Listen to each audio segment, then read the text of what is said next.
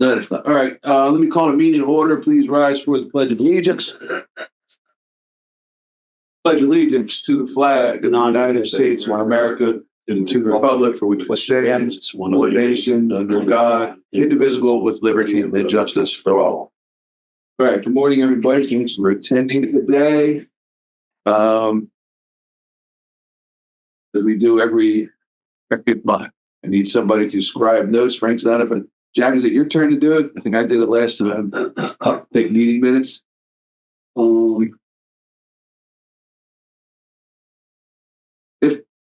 If not, we can get to check out this recording and we can get it. Well, I'll give it a shot. Give it a shot, and then I'll. I mean, it's your problem, not mine. What I did. I can fix it real quick. No, Want to play that game? I can fix it real quick. Yeah, but you better. No, if you do that, and then I'll watch the recording here, and then maybe we can commiserate and come up with a set of minutes. Okay. Next item on the agenda is approval of the agenda for today's meeting. I'll entertain a motion to approve the agenda for today's meeting. Second. Oh, you need to move. I'm entertaining. Oh, there you go. Is there a second? Okay. All right. Made a second. Then any discussion? Seeing none, I'll call the question. All those in favor of approving the agenda for today's meeting, please say aye. Aye. Aye. Any opposed? Any abstentions? The agenda is approved. I'll entertain a motion to approve the minutes for the January 22nd meeting. I'd like to add something. If that's okay. I'm calling for a motion first. I'd like to make a motion to add something, if that's okay. Okay, I'm If it's not okay, then I won't make it. I will get to you. Let's Okay. let's make the motion as the chair has asked for the approval of the minutes from the last meeting. I make a motion for the approval. Is there a second? Stop it. All right, discussion. Jack. Well, we've already approved the minutes, so we don't need to add anything. We have not approved the minutes. We've made a motion. We've seconded it. We're now in the discussion phase. On the first page, when you're under discussion of resolution FO1, I'd like to insert at the end of 3A period, I'd like to insert investment grade U.S. agency securities, open parenthesis GSE, that's George Sierra Echo, close parenthesis. And the reason is that I wanted to point out to the group that we're talking about securities, agency securities. Okay. And by just referring to 3A, it gives you a full list of what is available from an investment point of view, Okay. including treasuries, U.S. treasuries. All right. So I just wanted to, single out the fact that people realize that some of our deposits may be secured by agency security. okay. So you're asking that we make the change to the minutes and then approve those. Is that what you're saying? You want to make the change to the minutes? Okay, you want me to write that down? Yes, could you please? Now, does everybody understand what Jack's proposing here? Take a look at the minutes. Right. And he's adding the All right, in the information. minutes, if you go down, it says summary. And then there are bullets. And the last bullet is discussion of FO1. Right. See that? And it says Jack Collins wanted to ensure everyone understood the requirements of deposits greater than FDIC insurance threshold and the collateralization recommendation noted in section 3A. Well, the collateralization recommendation includes these U.S. agency securities as well as government bonds, U.S. government bonds. Nobody's got a problem with U.S. government bonds. And what I pointed out to you at the last meeting was a typical U.S. agency that we may or may not be familiar with is FDIC. FDIC is one, but Fannie Mae and Freddie Mac, which went belly up. I mean, they had a problem. Yeah. And they did have U.S. grade GSE grade securities, things that they were considered. All right. So in essence, you're just going to make a change. You just add some verbiage to the minutes. Right. And the idea is that anyone reading this in the future who may care will say, what the hell was this all about? U.S. agency securities. Go back, double check, see the All minutes. right. Based on that discussion, I'll entertain a motion to amend the minutes as presented by Jack. Motion. All right. Is there a second? Second. Any further discussion? Oh, Okay. So Jack, would you, if you don't mind, we all understand what Jack's saying as far as the minutes go. So Jack, I task you with make that change to the minutes and then give it back to the committee. And so now I'll entertain a motion to accept the minutes as amended. Okay. So is there a move? Okay. And there's a second. All right. Any further discussion? Seeing none, I'll call the question. All those in favor of accepting the minutes from the meeting as amended by Jack, say aye.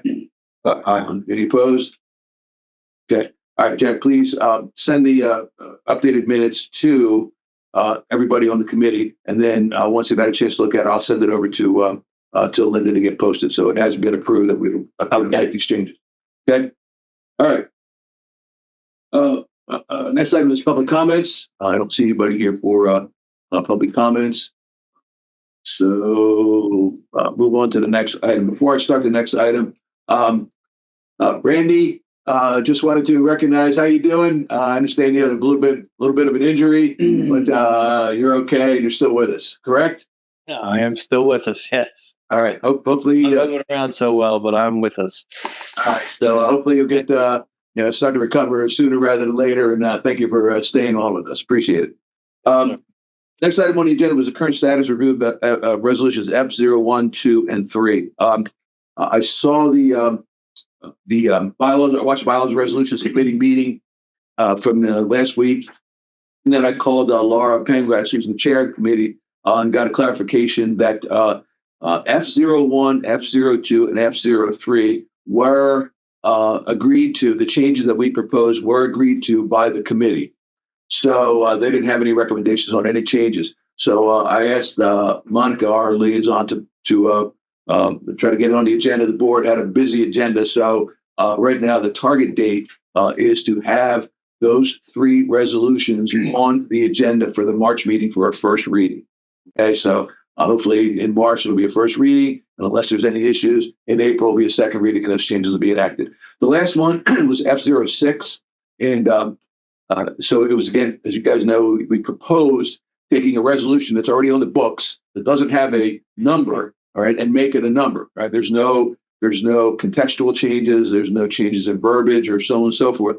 And so we did that. The Bylaws Resolutions Committee understood that and endorsed the fact that it should be a resolution. So there was some, I guess, hesitation, on when I talked to some of the board members that, there's still some question about the convenience fee and whether or not it's what they're going to do with it. But I argue that that's a separate issue. Okay, all we're doing is making it so that it's in the same format as all of our resolutions, so it can be entered properly in the book of resolutions. It's already on the books. We're already abiding by it. We're already complying with it. So it's not that we're making any changes. So I think the board's at the same thing. It was a busy meeting for February. They want to do that, but I'll be pushing to have the F06 on the agenda for March as well. Okay. what was that letter? F06. F06. F06. Yeah, F06. But I realize there's 2 separate issues. One's on the book, the format is right. The other is first right.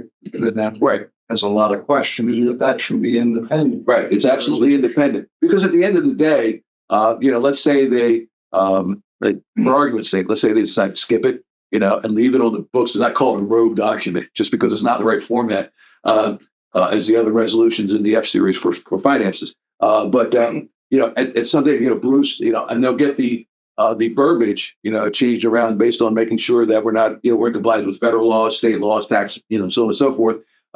And it's still, then what happens then? Well, is it still going to be a rogue document with updated verbiage changes?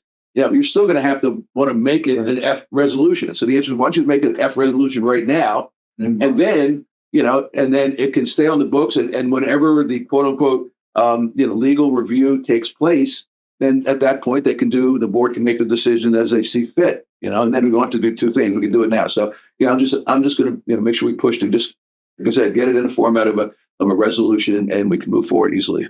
Okay. Any other questions, thoughts, comments? Okay. Seeing none, move into the next item on the agenda, and that's a review and discussion of the January 2025 financials as we do every meeting. We'll start at the top. Any questions on notes here? Any questions on page 1? Looks like, year to date, we're doing that 731K ahead of a budget and its favorability. Any questions on that? Okay. Page 2, the operating account summary. I just happen to notice something. If you guys look at year-to-date ops expenses, they're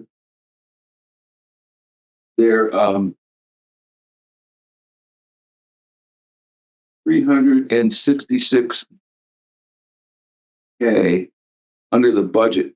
And is there something that we're we're missing on that? In other words, that's a pretty big number.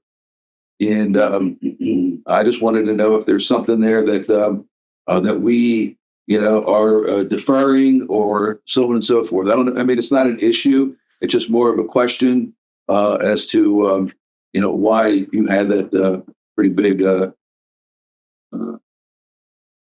change. Yeah. Two big swings are in administration and public works. Plus can be under their state cameras. Yeah, if you looked at overall, the 11.8 was the budget for operating expenses, and the actuals were 11.4. So it was ended up being 366K. Is that an issue? I don't know. I don't think so. Just curious, and maybe somebody in finance can help us understand what that number really represents. Any other questions on the operating summary? All right. Next item is operating results. One thing I did notice under expenditures is the administration and legal fee of 6809. I'll tell it myself. I don't remember exactly what we had in the budget for the annual expense for legal fees, but I'm just wondering if we are trending in line with what we budgeted, or we are starting to push beyond what we had budgeted. Again, just a question. I know you can't predict legal. In other words, I can't predict legal fees. There's certain fees that are coming. Others that you could go a whole year without a lawsuit. Wow, what a concept. Okay. So, but again, it's again not a problem, not an issue. Just a question: say, are we trending to be in line with what we budgeted for legal costs? Anything else on the operating results page? Okay. All right. Next item is net operating by department. As far as I'm concerned, we are running about where we need to be. Actually, we're doing pretty good. If we look at net operating, for the month, it would be 71K better than budget. It's an excellent report. Yeah. That's the words. Yeah. And I want to raise a topic. Okay. I need you guys to explain to me something that I'm seeing. Now, I'm at the summary level. Right. I deal at the summary level, and I deal with actual numbers. I don't look at budget variances or any of that jazz. I'm looking at actual numbers year to date, which would be 9 months. And if we need a specific reference, I think it's page 5. That would be the operating summary. You've got actual net operating of $3,165,000. Yeah. Right. Yep. And I go to the last column. Last column is year to date. It says year to date budget last year. And then the one before that is year to date last year. So we came in at 3,114,000 net versus 3,165,000, 50-some thousand. A decent performance. Then what I'm trying to figure out is, as we get down to expect total income, total expenses, plus net operating, I end up looking at numbers that indicate that we have an excess of revenue over expenses compared 1 year to the next. We are in excess. And I'm trying to figure out, and I know this is late in the game, but I'm trying to figure out why we are looking at a $25 increase in assessments to the folks. I just want to understand why. What that works out to approximately, I don't know, what it's $162,000, 6,500 lots times 25 bucks. You end up with about $162,500 in additional revenue stream for next year. What is in the budget? I couldn't find it. What is in the budget that is concerning Mr. Phillips to recommend a $25 increase? So I'll try to answer in two ways. Number one is I always treat this as, unactualized gains. In other words, this is just, year to date. We haven't, until that audit happens. I always look at the budget throughout the entire fiscal year as a fluid thing. Okay. We have what we budgeted, we have the actuals. Okay. And that happens. An emerging expense could come up. Some other thing could not warrant a project, doesn't hit fruition. Therefore, the money's not going to be spent. But we don't claim that until after the audit in June, July, actually. Okay. At that point, that money becomes retained earnings and then and as John has done in the past, gets put back into the budget. So this number right now is not kind of an actual physical number that we could claim, because it hasn't been audited yet. This is an unaudited report. So, at the end of the day, there are, I don't see that as a surplus. Okay. It's favorable to budget, but it's not a cash surplus. The second part of it is, these kinds of questions It's not a proven cash. Right. So, and actually, Jack, and it looks like I'm going to try to avoid your question. Conferencing center. Please enter a conference ID. Okay. Conference ID is 11752. Thank you. All right. So, at the end of the day, You are now joining the meeting. no, we're not. This meeting is being recorded. We know that. Any other sage advice? Okay. I don't tolerate stuff like that. All right. Whoever is attending the meeting remotely, can you please mute your microphone? You're disrupting the meeting. And if you do, I'll just make sure that we just kick you off. End of story. All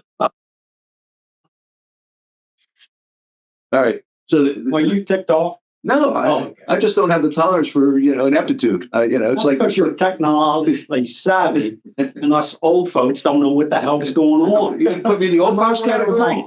No, thank you. Jack, I'm not going to buy you a beverage. You didn't put me in the old folks category. I'm not up there with you. But looks like I'm going to skirt your question. But at the end of the day, that's something that I, probably would have asked during the budget preparation process. We can ask as a follow-on to be prepared for next year's budget. So I will scribe that as something that we want to look as a committee saying, hey, we had a discussion about that. And what we identified was approximately $200,000 ballpark, $200,000 in credit card expenses that we found out that the administration was going to eliminate them. You're going to roll them up into a charge to the end user, or it was folded into the contract that we have with the new food and beverage vendor, our leasehold. Mhm. So, my understanding was by eliminating the need of covering the cost of credit card Mhm. expenses, we would not have to, and in my mind, Yeah. again, I'm Irish, so you got to go along with that.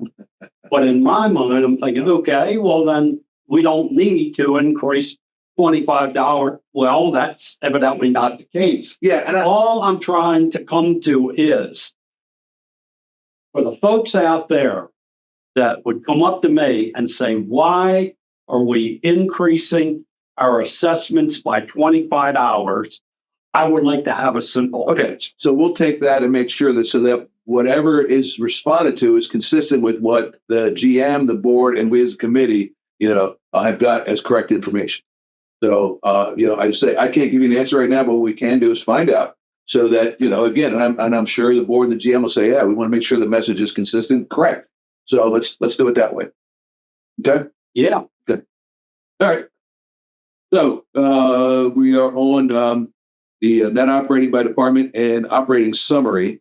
So Jack, you noted that the year-to-date actual is 14.6 million is favorable to budget, but overall net operating is favorable quite a bit to budget by 731. And as you started out earlier in the discussion, that is a very, very good report from a financial perspective. Any other questions, thoughts, comments? Next item, now we're moving into specific departments. At 731, is that what you're reading? Yeah, it's 731, 228. All right. Next item is pickleball. Interesting. Wait a minute. Let's go back. I'm sorry, I missed one of my notes. Under the operating summary, I did have a question. If you look at under the expense side, under other costs, okay, the into the other costs. We are over. Year to date, we are over. If you look at the year to date numbers on year to date actual is 2,106,000, and year to date budget is what is operating summary? Top line is net revenue, and then you see a list of expenses. But if you look under other costs, you got the 2.1 million and 2.0 million. So it's a variance of $100,000, of increased expense. And the question is was that planned? Was that a result of anything in the operational environment? See where I'm at? Yeah. Yeah. What caused them? Yeah. 100,096, overages and expenses, again, compared to budget. So that was going to be a question. What the cost was it? Right.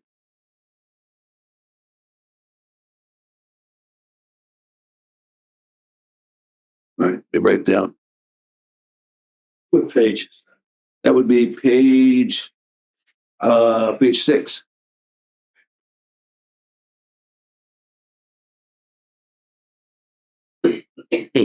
I'm sorry, page 5.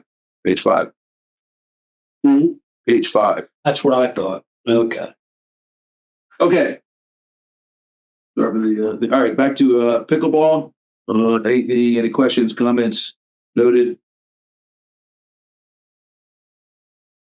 I had one. I just noted that for the month, the expense for wages was under by $2,300.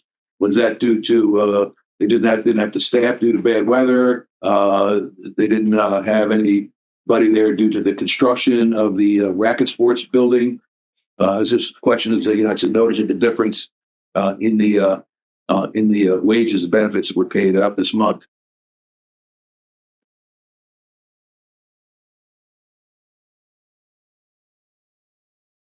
I think we'll okay.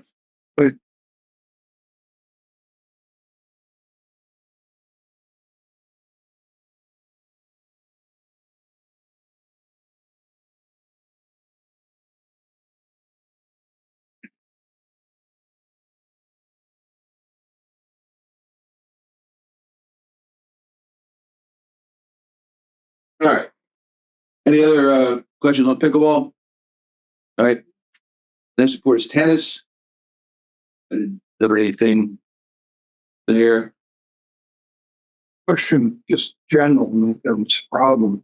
Wages and benefits, how do they allocate between those three groups? Based on head count, based on revenue, is it a You percent? know, that's a good question, Bob. I know in the past, they've kind of taken the salaries and spread them across those three programs, if you will. I'd have to ask John, if there's any specific algorithm he uses to say, well, 40% of the cost goes to pickleball, 30% goes to, tennis, and 20% goes to, racket and platform tennis. I don't know, but we can ask and find out. How are the wages distributed across? I think about it, it goes right back to the basic argument. How do you allocate all three of them, those groups use it? So as the costs are there, it's like splitting the golf course up. This thing, you got junior, senior. I think it's like the beach parking. Yeah. You don't have the whole big number in the beginning every month. So Okay. I will add that to our list of questions. All right. Anything else on tennis? All right. Moving to platform tennis. And the same argument as with pickleball. If you look at wages and benefits for the month, it's less. It's 1,474 less. Again, what caused that? Yeah, that was the thing that got my attention. So looking triggers a logical explanation. Okay. Anything else on platform tennis? All right. Next item is aquatics.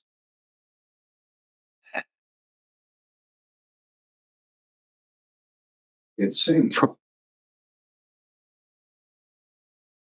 Well, the one thing I noticed that, there's a variance in the expenses, which again, never a complaint when you spend less than you budgeted. But especially on services and supplies, the budget was $10K. We spent $3,500. So we're $7K lower in expenses this month. And is that a concern? Utilities were up a little bit, but okay, and the wages were down by $5,000. And is that because of any kind of closures, any kind of events, that so on and so forth? Again, these are not, and I guess for the folks listening, these are not issues. They're just kind of things that help us understand the budget, the operational aspects a little bit better. So maybe we don't have to ask the question again anymore because now we have the answer. Right? And then those that are interested, that are watching this kind of stuff, would know that that's, if they look at the report, they'll know that, oh, okay, we had that a couple of months ago. They explained why that variance was there. So anything else on aquatics? All right, moving forward, combined golf ops.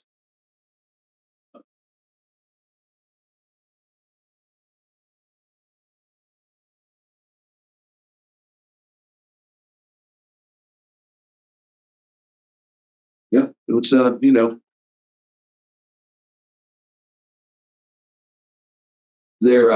revenues, obviously, if you look at that, the revenues were down, by over $7K, which, although, if you look at it, the expenses were, down quite a bit as well. So I think it went hand in hand. If you look at the net operating for the month, it's, it's better than budget. So not an issue there. And again, year to date, operating, we're approaching 200K worth of, favorability to budget. So I don't see any issue there. Any other thing on combined golf ops? All right. Next item is Clubhouse Grill. I had a question. This is if you look at services and supplies and other costs, all right, on the expense side, they're over budget by almost $2,000. And for something that was operated marginally, I guess, in the month of January, And questions, was there anything specific that caused that overage? Now, we're not talking about a lot of money. It's just that, again, Jack, you see what I'm talking about?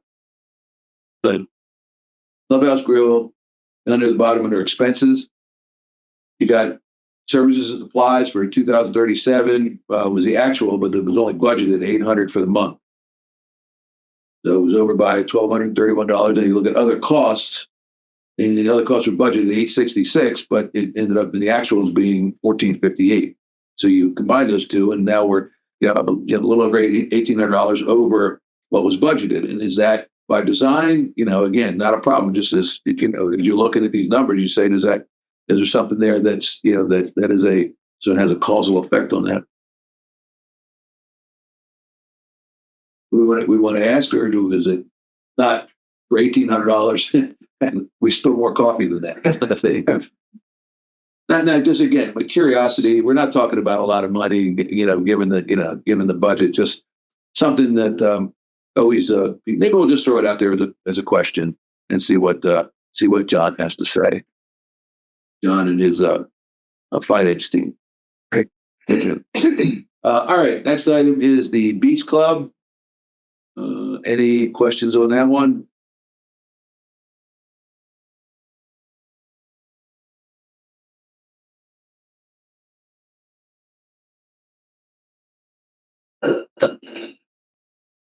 So wages and benefits.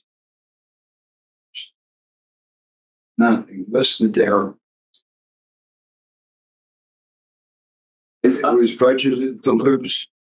Yeah, they thought that when you look at budgeted negative 1570, which means that they were saving money on that. There was no expenses under wages and benefits for the Beach Club, which is expected since it's closed. So I again, I got to.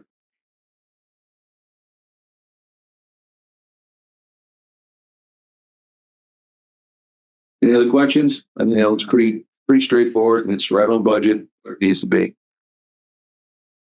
Okay, beach parking. Pretty straightforward. John spreads the revenue across months, so it doesn't look like a big deficit, and he's done that forever. The finance team's done, there's nothing wrong with that. Just, rather than reporting 100% of it in 1 month or, 100% of it over that 2 months that you come in and get it, it just makes it easier. But no issues on beach parking. Yacht club. No issues there. They were, with regard to the budget and everything, they were actually a little bit worse than total net operating. Their expenses were up a little bit, but of course, if you look at revenue, they're all blank. So obviously, you were going to get a little bit of a hit there because there was still. And I guess that my other question would be, if you look at wages and benefits, it's $7,000 greater than budget, $75,000. I'm sorry, $7,500 greater than what was budgeted.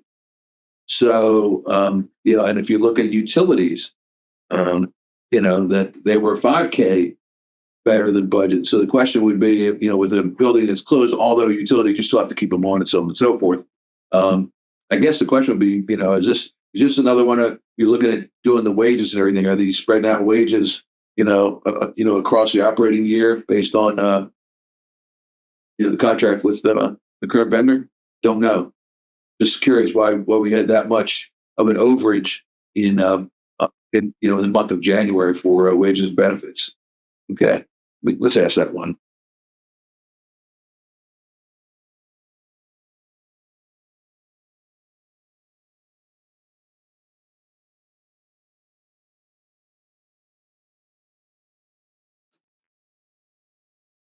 And perhaps utilities.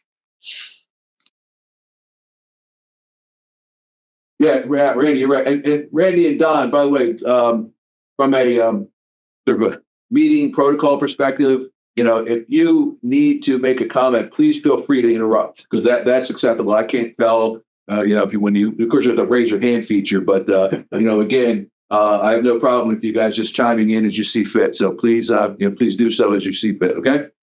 Okay. Okay. All right. Anything else on the yacht club? All right.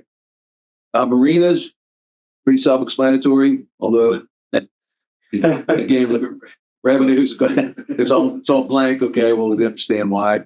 But it is, it's actually year to date from net operating it's $50K better, even though there were, as John Voller reports in the board meetings, that there were a number of small craft mornings and so on and so forth, would obviously, kind of influence whether people are taking their boats out and gassing them up. So I just think that place is doing pretty well. Any other questions on marinas? Okay, reserve summary. I think, I had one question. This will be a question, I guess, for John. If you look at transfers from operating funds and it's transfers of grants and donations, you have $70K for replacement and $37K for drainage. So my question is, how is that money applied, or was it just put in, and how were those numbers arrived at? Okay. See the second line down? Yeah. Okay. Transfer of grants / donations. In other words, the source of the funding and where did it go? Just a question. It's a good thing, but it's just a question. Okay.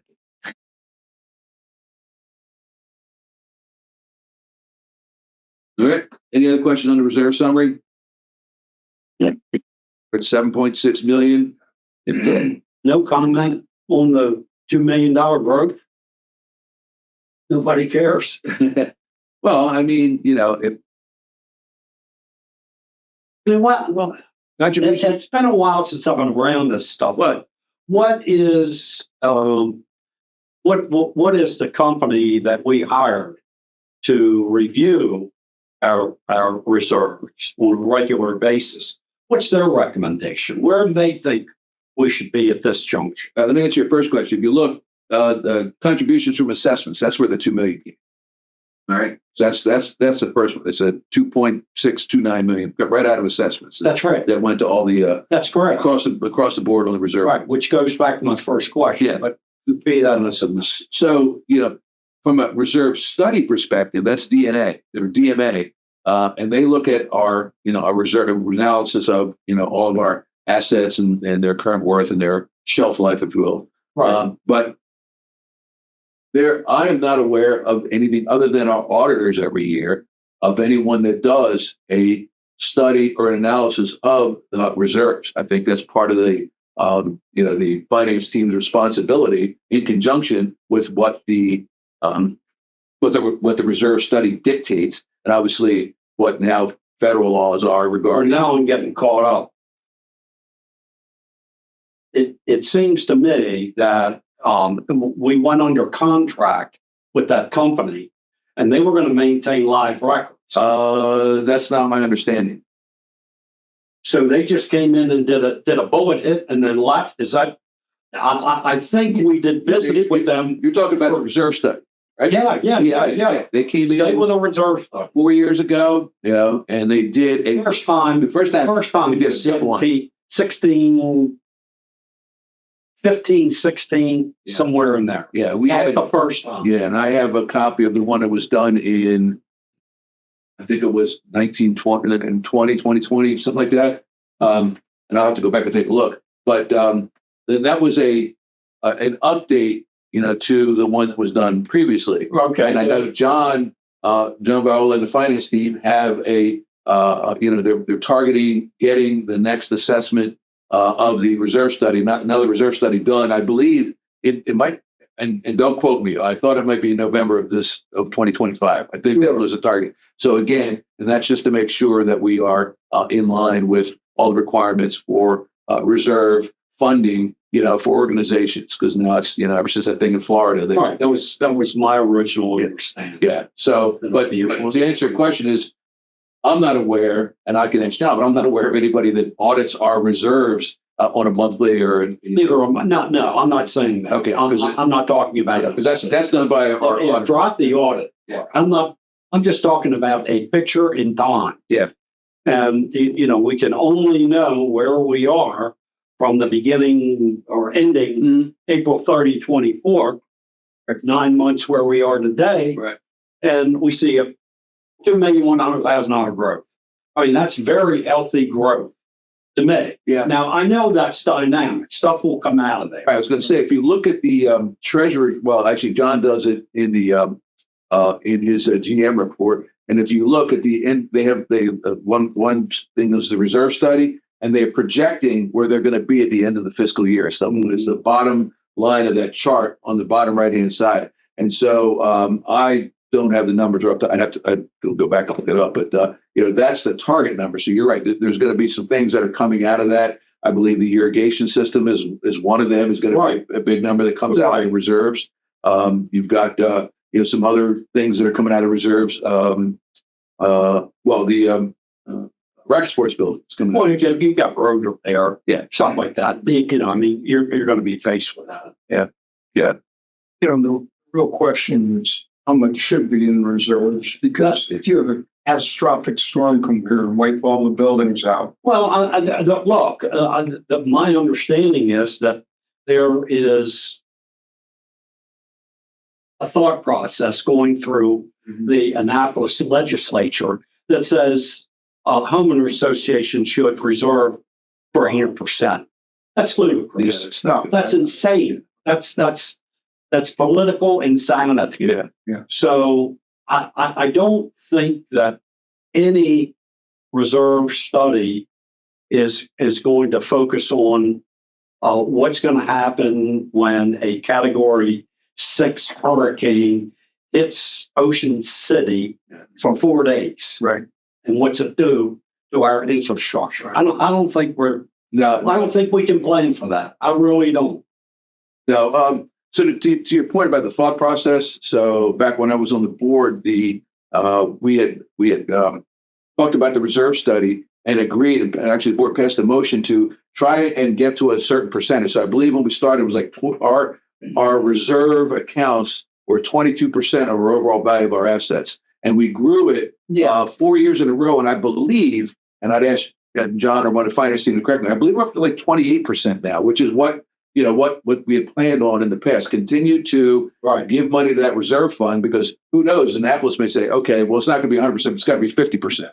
Yeah, then what do we get? Well, then obviously we'll need to give us time. Well, we get an Right. So at the end of the day, though, so there has been a thought process, and it's ongoing about building those roads. As a matter of fact, I saw a spreadsheet that Steve Phillips put together. It was terrific, and it showed the projected growth in the reserve study and in the funding for reserves based on anticipated replacements going out to like 2030 or 2032. So so it's there, and I know that John and his team are making sure that reserve funding gets. Matter of fact, I'm not going to. It's not our issue, but I suspect, and this I may be totally wrong in this, but I suspect some of the once the money was audited from the previous year's budget, that we can actually claim that it's now earnings, in cash. That some of that actually gets put into the reserve funds. Right. So they move it over to reserve, going to have to help grow that. Right. So that we maintain and anticipate any sort of governmental changes on the requirements for how much you have to have in the reserves. So it's there. Good. Anything else on reserves? 7.68 billion, and I think you're in a pretty good spot. Okay. Next item is capital summary. It's pretty self-explanatory. I like the fact that the thing down at the bottom here just gives you breaks out all the different expenses, and you can look and you can add up, in any particular category what's there, and it ties into that box in the middle on the right hand side there about the totals, replacements, bulkheads, roads, and drainage, and it gives you the grand total. And that's a good report right there. Very, yeah. Okay. Next item is the balance sheet. I find it, I think what's very interesting that, the total assets now, we're up to $40 million worth of assets. So that's pretty good. I have a question. And again, I am not an accountant. I certainly know, enough about finance to hurt myself, but, if you look on the liability side and it says other liabilities, deferred casino of 597,105 year-to-date actuals. I don't know what that means. I want to ask a question. What makes up that 590 versus 597,105? Yeah, what is that?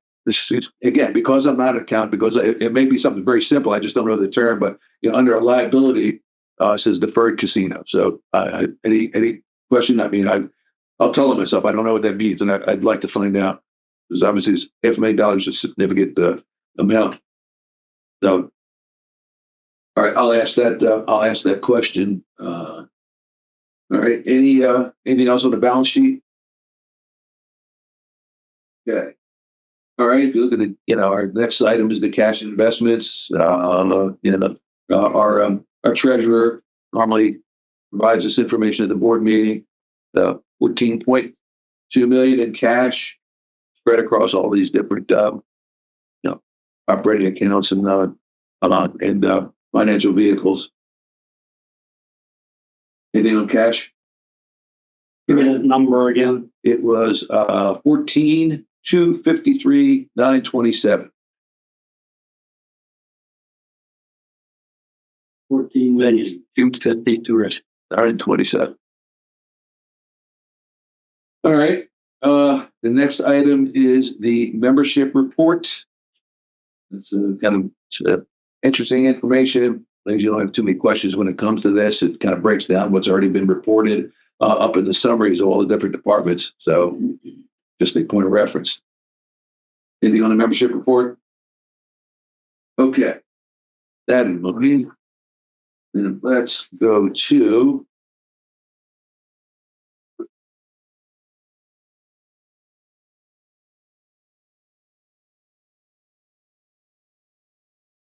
let's go to the supplemental reports, which is Rec and Parks. That one, pull that up. That's in the email that I sent to you that I get from Steve Phillips. Look at Rec and Parks.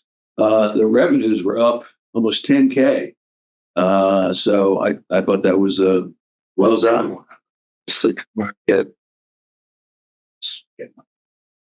He moves pretty fast and it's stuff, badly.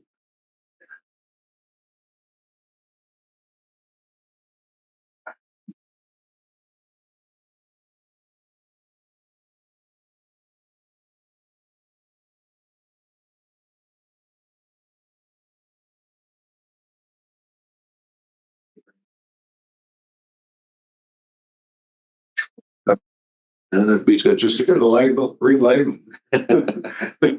Let it go back to now. Should have one for a clubhouse. Yeah, I have all three of them. And just the other one. The third one is this combination. It's got Okay, oh, there it is. I see. No.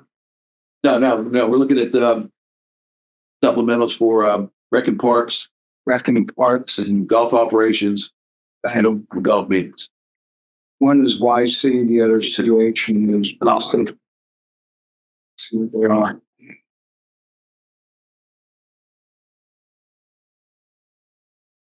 What you're looking at. Yeah.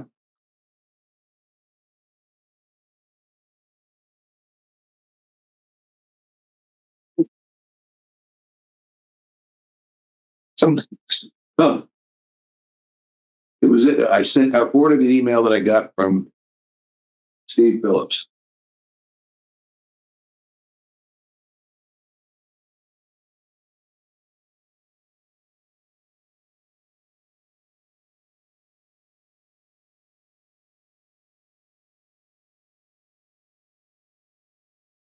And I should say B&F supplement. B&F supplemental P&Ls.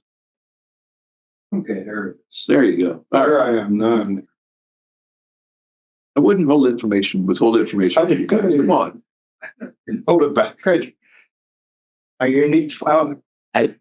This computer has nothing on it but what I bring to the meeting. I keep it stripped. I could have copied. Randy, Don, do you guys know where we're at right now with regard to the supplemental reports? Yep. I'm there. Yes. Okay, Rec and Parks. If you look, the revenues were up big time, but interesting enough, offset by a lot of expenses, and the expenses were in other costs. If you look at that, because the wages are on par with everything, services, supplies, all that's on par. They were only budgeted for $4,400 worth of revenue, but they made $13,400. But if you look at they were budgeted for $6,600 worth of expenses in other costs, and it ended up being $18,747. So the question is, what were all of those other costs? Because it actually caused the net operating to be unfavorable to budget by $4,800. So the question is there? I mean, there's a reason for everything, and I'm not being looked.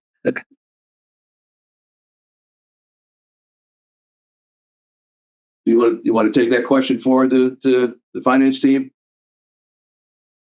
Well, Or are we nitpicking? And if we're nitpicking, feel free to say so. no, it's not nitpicking. It's just that to me, a budget is a management tool. Right. That's all it is. In the real world, you go out into the real world and you say, okay, we need to grow the company by X number of dollars. There's two ways we can do it. We can increase revenue or we can decrease expenses. It's the only two ways you can do it. We can do both. You could do both. Yeah, that's Combination of the two, and then you got three of them going. That's right. So, I don't know. It could be an anomaly for that particular month. It could be the way they straight line the expenses for that particular category. I just seem to feel a heck of a lot more comfortable from my point of view looking at actual numbers rather than getting all caught up in the variances to budget.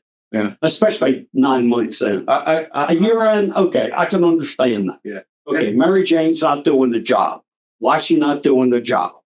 Her expenses are way above revenue. We saw it in the years ago in the aquatics. Mm-hmm. Aquatics was a mess, right?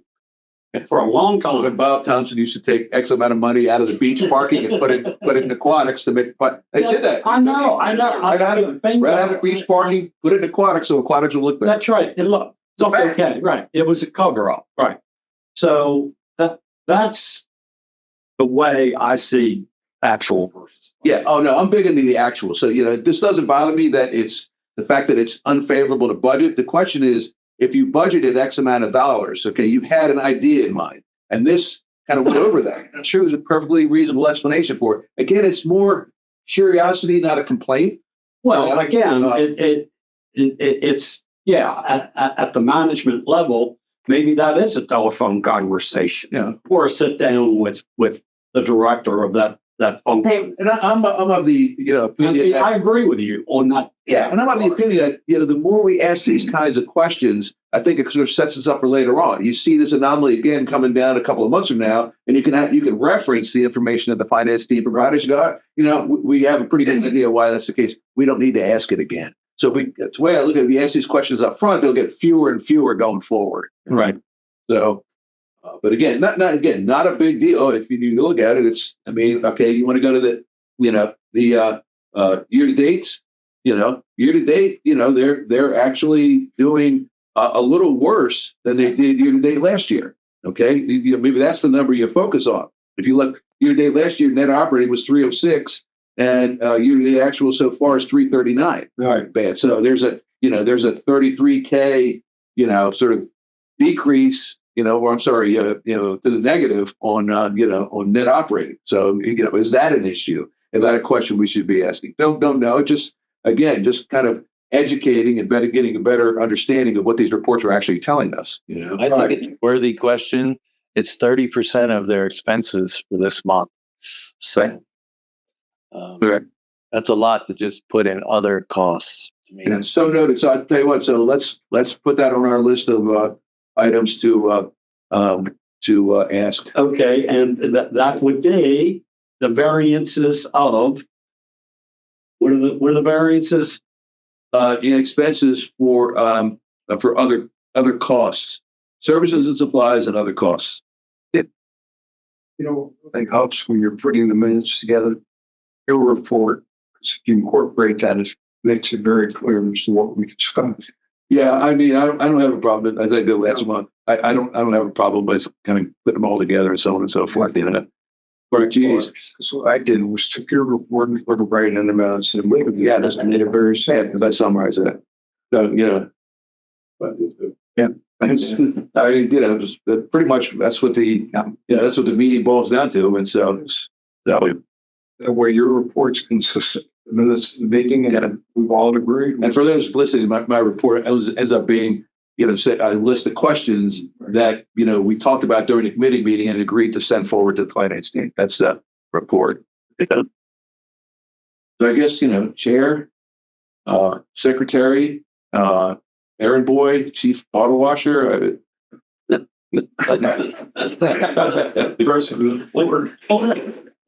You'll see.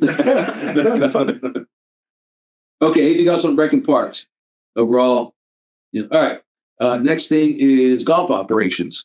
You noted the revenue was down from budget, but that's obviously weather related this time of year, so it's no big deal. But if you look at the year-to-date actuals, from the revenues from this year, from year-to-date actuals from last year, it's almost 200K good, 200K better. So obviously, golf operations is doing quite well. It's amazing what it looks like today compared to 10 years ago. Yeah, And when I moved here in 2000, even 5 or 6 years ago. yeah, It's amazing. it's really turned around. That's a great. Makes a difference. Yeah. And then on the last one's golf maintenance. Obviously, they're right on, pretty much on par. Matter of fact, they're doing better in net operating than they did last year. Their wages are down a little bit. I guess they didn't need as many people due to the weather related stuff. And they're right on tab. They're again going back to the actuals. They are doing, 25K better than they did last year, with regard to net operating. So, again, across that golf course, all kinds of things are definitely on the up and up. Well, it's a well-run part of our environment. Okay. The next thing was you look at the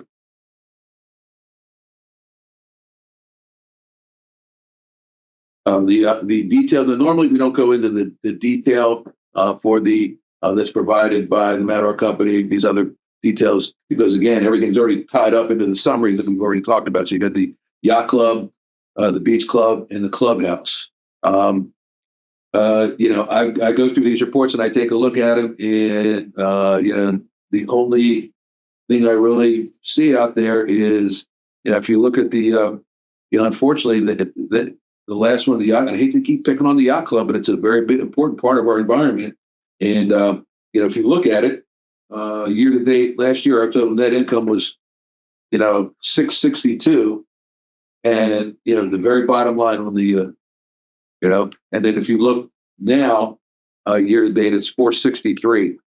So that's a 299K worth of, less income. Now it's made money, so anybody that's listening in, they're not, I've heard people tell me, oh, Doug, the yacht club's losing money. Well, no, they're not making money at the same rate they did in previous years. Okay. So they're not losing any money. This is not a negative number. They're still, quote the exact number, 463,304, income. So that's a positive number.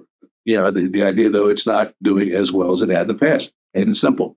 But again, as we've done in the past, these three reports have already, they have kind of sort of rolled up into the summary reports that we've already talked about. So in case there's anything specific you want to discuss or feels worth mentioning, then I would say I'm good to go. So anything, guys?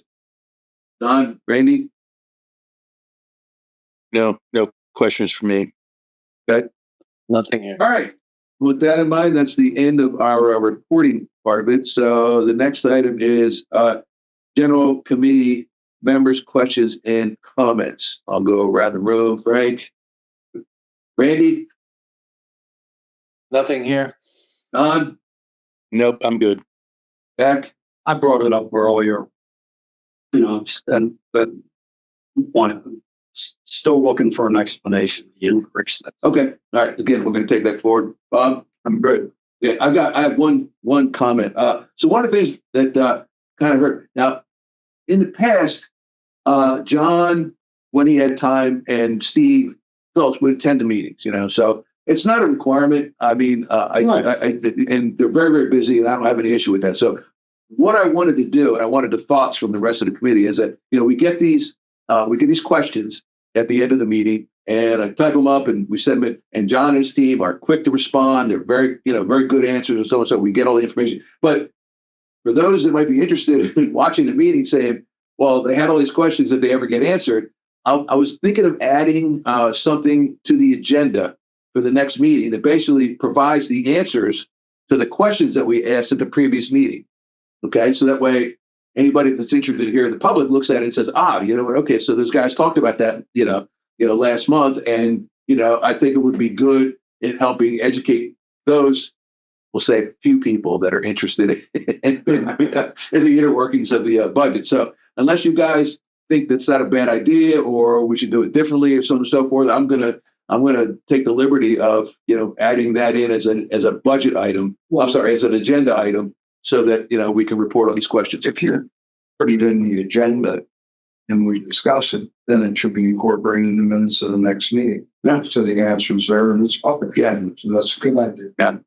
I like the answers slow. Those questions. Okay. Yeah, because I just forwarded to you guys, and then that's kind of where. So we're all going, okay, he answered it. Well, We know the public may want to know what the answer to that question was. I wanted to take it another step because I think it's a good idea. Okay. I think it's exciting. Don, Randy. From my perspective, Concur. to make Yes. sure that we've covered all the questions that have to be covered. Mhm. I want to coordinate with somebody, and I would think that would be you, Mhm. to make sure that by the next report, okay, these are the following questions that we presented to administration. This is the feedback. Yeah, it's basically what I wanted. This basically what I want to do. That would be good. So next month's meeting. As a matter of fact, as a test, here are the responses from last month's questions. Okay, so I was kind of like, I was going to say, I'll make this a part of the agenda for the meeting, and then we will provide the information that's given to us from John and his team, who's always been very, very responsive for all these questions that we have. That's very good. Okay. All right. That in mind, unless there's anything else, Are you going to cover those what's that? responses that Well, can't hurt us. All right. So, all right, we got time, might as well. So it says, here was when the annual assessments are received, how is the cash deposited and managed? We asked that last month. Okay. Cash and checks are received by the assessments/management group. They're deposited on a daily basis and are transported by a police officer to the Ocean Pines Bank of Ocean City in a bank bag with the appropriate deposit slip and forms. These deposits are applied directly to OPA's BOC operating account. Director of Finance/Controller and the Assistant Controller monitor BOC's online banking system daily. The Assistant Controller prepares a bank reconciliation timely at the end of the month that is approved by the Director of Finance, Treasurer, and the Chair of the B&F Committee. Director of Finance/Controller ensures that the funds are insured by transferring accumulated deposits in the operating account over to a BOC, Bank of Ocean City, insured cash sweep ICS account. Director of Finance reviews the future cash flows estimates each week to quantify the estimated amount that be safely tied up in short-term investment options. These excess funds are then moved from the ICS account and diversified into other allowable investment options, which include treasuries via Treasury Direct, another ICS account with Taylor Bank, or through the IntraFi network, formerly CDARS. Okay, so that's the answer to that question. Again, and I'm glad you brought that up because I think for those, again, people that are watching interested, we got a very detailed response from John and his finance team. And I think, response. and I'm going to tell you, that's the kind of stuff That's that's exactly right. worth its weight in salt. It could have said, oh, we deposit them per regulations. Thank you. All disclosed. Okay, this is the kind of answer that somebody who's very, that team is very well versed in what they do, and I commend them for it. We had on the operating results page, what were the services that applies for the yacht club in the amount of $7K? And the $7K variance versus budget is primarily $2,800 in credit card fees and $3,500 in cleaning supplies. Okay, so the operating summary page, what caused the $25K variance and other costs? This $25K unfavorable variance is primarily due to the special events expense related to the Vienna Boys Choir event and that were not included in the budget. Okay, so if you look at the Recreation Parks P&L included with supplementals, you'll notice that this overage in expenses is more than offset by the incoming revenue recognized by the Vienna Boys Club Choir event. So again, very well stated. Two more. On the capital summary page, the total replacement / new cap reserve is 477K over budget. What contributed to that number? So various projects that were not included as part of the original budget, including bridge work, Tiki Bar, and the Veterans Memorial Pavilion, contributed to that that expense. Okay, and the last one on the balance sheet are the elements of allowable bad debts, the number and amount of unpaid assessments, or are there other items included? The response is, as mentioned by the GM in prior board meetings, OPA has an allowance for bad debt account that reserves for bad debts associated with all of OPA's accounts receivable, the vast majority of which are assessment receivable. So it's not limited to just assessments that are not being paid. There's some other bad debt, those that are out there in there. So again, thanks to to John and his finance team, we have the answer to that. So I think I want to make, as we said, let's make this part of our meeting every month, so that they know that these questions are being answered. Okay. Yep. All right. Any other questions, comments? Seeing none, I'll entertain a motion for adjournment. So moved. Is there a second? Second. All in favor? Aye. All right. Meeting is adjourned. Thanks very much, everyone.